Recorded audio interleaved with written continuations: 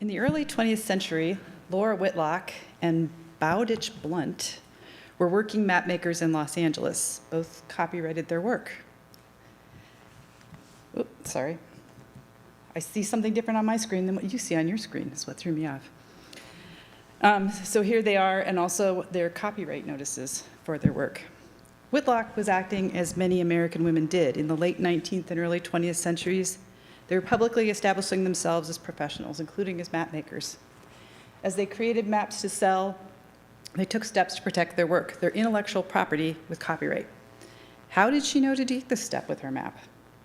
What might copyright have meant to her, and what about Blunt? So to begin to unravel these questions, I'll consider Whitlock and the criminal charges she brought against Blunt. Laura Whitlock arrived in Southern California in 1895. She was 33 years old, and from what I can tell before this, she was a music teacher.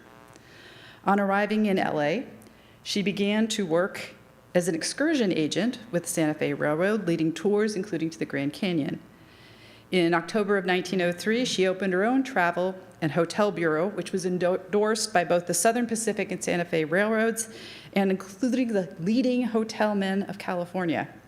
Through her bureau, she began to offer excursions to Hawaii, which is, I think, mind-blowing. And she also published a guide to California, shown here, which includes a map of Los Angeles with its steam and electric railway facilities. And I believe this is her first published map.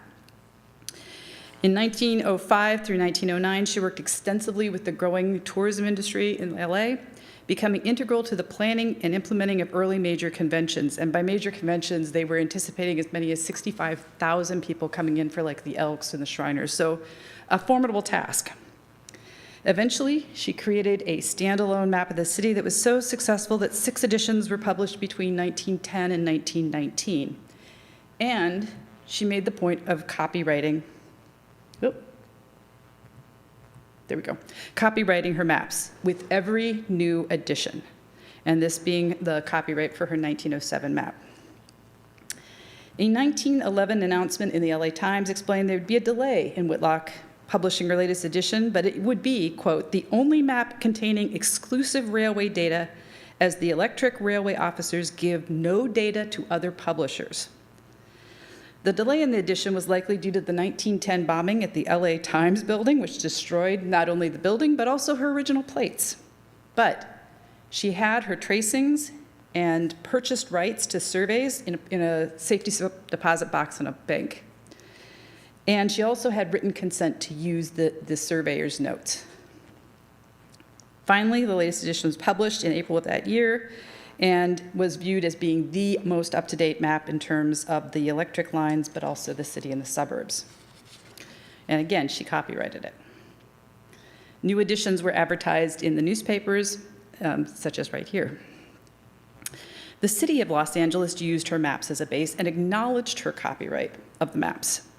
Whitlock was seen in Los Angeles as a map maker. In August 18, 1912, an LA Times article described how she recommended to the city council a plan for street names based on her 9 years of experience as a map maker, and her plan was adopted. A Sunset magazine article on Interesting Westerners explained that she had originated the plan of the map, introduced her ideas in its development, paid for it with her own money, and managed its sale for years. It was the only complete city map in existence and conspicuous for its originality, end quote. In 1911, while Whitlock was redrafting her map was pirated and sold around the city. Whitlock sued Blunt, described in the LA Times as a modern pirate, for copyright infringement. So I'm now going to pivot and talk about copyright. Copyright is a subset of intellectual property. That is the concept that our creations, inventions, designs, literary works, arts, performances should be protected so that their creators are the only ones who benefit from them. It is a legal recognition and an economic reward for our creative efforts. Cho writes, copyright protects creativity of original literary and artistic works from unwanted use and exploitation, a right developed out of the right to copy, thus copyright. To obtain copyright, a work must be original. It must be in some fixable form, that is some sort of concrete form. It must be registered with the Copyright Office, and it must have a copyright notice to alert users that copyright exists. This is the first map copyrighted in the United States. It dates from 1784. At the time, only Connecticut had copyright laws, and Buell, the creator, petitioned the Connecticut General Assembly for copyright protection for his map of the new nation. Nationally, maps were copyrightable since 1790. They fall into an area of copyright that includes news and historical accounts, directories, advertising, art, photographs, some legal and business forms, and all of which are kind of in a way gather objectable data and express them in a way as so as to be intelligent and usable to others. In the 1830s and 40s, a US Circuit Judge Joseph Story laid down two opinions that are used to test the originality of copyright. And in both cases, he used the metaphor of maps. So he's not actually talking about maps specifically, but used the metaphor of maps to discuss originality. That a person has a right to copyright a map that they have surveyed at their own expense, and that a second person has no right to publish a map taken substantially and designedly from the map of another person without any exercise of skill or labor of expense. If he copies substantially from the map of the other, it is downright piracy. But US courts have unlimitedly applied copyright protection to maps. In early cases, map copyright referred to the requirement of original effort, that is, surveying or exploring, making inquiries, drafting the map solely based on one's own investigations. In the 20th century, some cases found that maps were not copyrightable as the facts were already in the public domain. So here we got an essential tension when it comes to copyright and maps. That on one hand, it's a commodification of information, but yet if the information is in the public realm, at what point? You've got a tension there. But to register a work, it's fairly straightforward. The author or publisher fills out a form, sends it with a check with 2 copies of the work to the US Copyright Office, which is part of the Library of Congress. The copyright claimant asserts a date of publication. Copyright Office validates this assertion with an official date of registration. US copyright law did not provide unique protections for women, and they faced particular challenges in copyrighting their works. Technically, there was nothing stopping women from copying their work, and many did.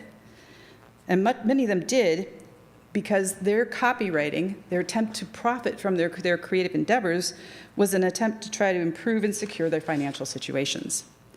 But just because they could copyright their work didn't mean that they had total control. Women's place in the US society, especially in the early 19th century, was secondary to men, and women's properties were often assumed to be those of the male figures in their lives, their fathers, their husbands. So women not only faced difficulty in control of it, sometimes they couldn't even open a bank account in their own name. So even if they could profit from their work, that doesn't mean they could control the money from their work.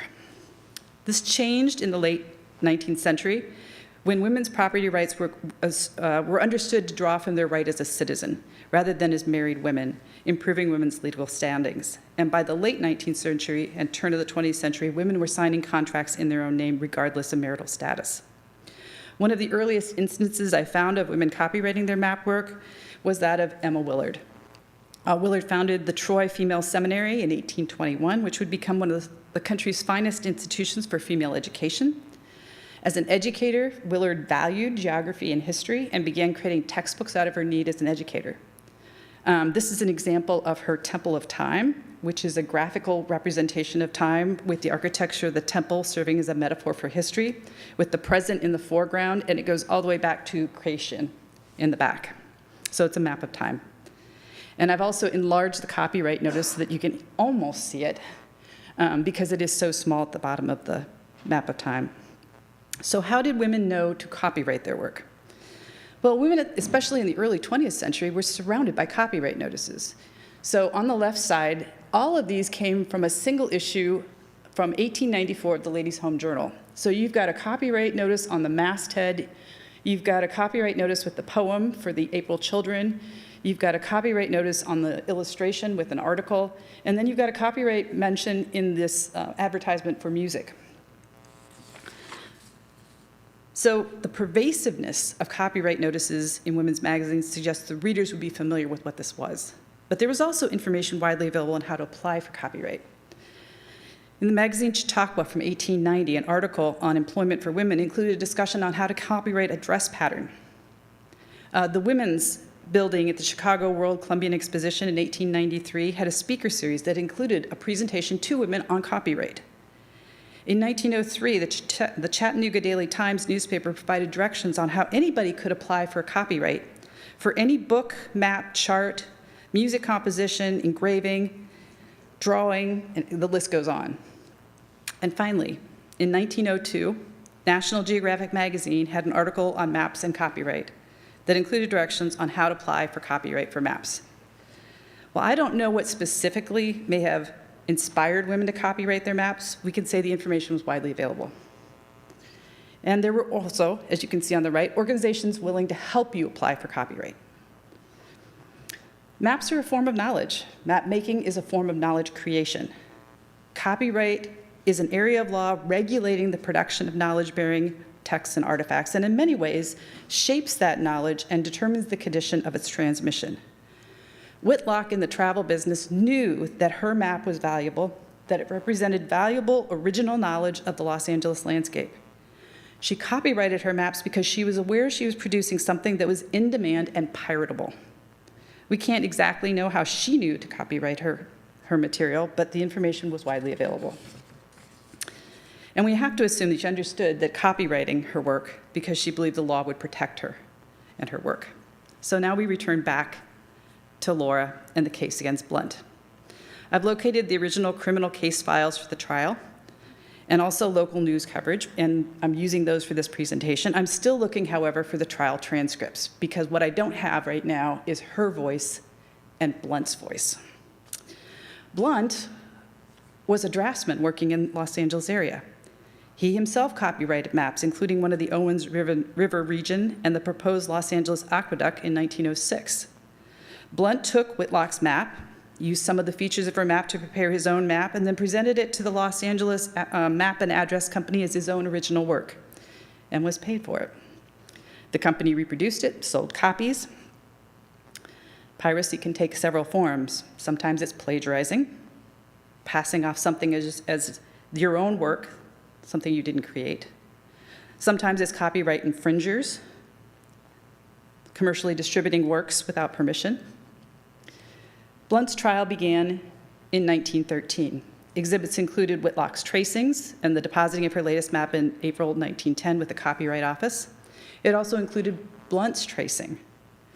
The jury was instructed to consider the charges that Blunt had willfully, knowingly, and unlawfully for profit infringed a certain copyright of the map entitled Transportation and City Map of Los Angeles and copyrighted by Whitlock. For Blunt to be found guilty as charged, three things would have to be established. First, the establishment of copyright described. Second, the infringement of the copyright by the defendant. And third, that this was done for profit. The jury was instructed that to infringe on copyright, the infringement must appropriate all that is set forth in the original, to essentially take the entire map and copy it verbatim. The copyright notice that appeared on the map, however, as part of the directions, was sufficient notice within the means of the law. So in other words, that she had fulfilled the requirements under copyright to indicate that she held copyright. Witnesses were called, which included employees from the Pacific Electric Railway, which is in support of Whitlock's claims, and also employees from the Los Angeles Map and Address Company for Blunt. Trial lasted for 7 days, with Whitlock taking the stand several times, which is why I so want to find a transcript. I want to hear what she had to say about this and what he had to say about this. Blunt was found guilty on June 11th, 1913. His lawyer filed a motion for a new trial, alleging the court misdirected the jury, erred in decisions of questions of law, that the verdict was contrary to the law, that the verdict was contrary to the evidence, that the evidence was insufficient to justify the verdict. This was all denied. Blunt was reportedly the first man ever convicted for violating the Copyright Act. Whitlock soon filed another suit going after the Los Angeles Map and Address Company and the Security Savings Bank. Whitlock would take other companies and businesses who violated her copyright to court, including the city of Los Angeles, who had used her maps without permission in an emergency. However, she only asked for $100 in damages from the city. The challenges faced by women mapmakers in some ways are very similar to those of men, but different in others. Men and women mapmakers faced challenges in the early 20th century. All had to learn the craft, all had to produce a product, all had to take steps to copyright their work. But there were some additional challenges for women. Unequal access to education, unequal access to employment, copywriting your intellectual property, marketing, selling your product when women were not seen as cartographers, if you were married, controlling the profits from your work, and finally, the fact that a lot of their work does not end up in major collections of maps, often viewed as not significant. But just because there were challenges doesn't mean that they didn't do it. One of the biggest questions I have, one I may never have an answer for, is why did Blunt believe his work was copyrighted and protected, then turn around and take hers? Was it because she was a woman? Or did he believe those facts were now in the public realm? To many creators of original work, copyright offers almost a mythological protection. The idea that if you have copyright, you're safe. But not always. Certainly, it worked for Blunt.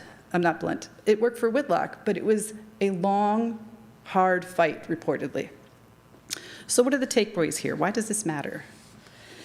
Well, different maps, different types of knowledge are protected by copyright. We can say that Whitlock's was original in its assemblage of knowledge, compiled from the original surveys of the city and rail lines, and shaped by her firsthand knowledge of the city.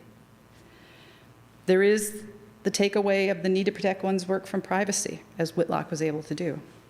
There is the takeaway of women competing with men as equals, and the importance of recognizing women's contributions to our geographical imaginations.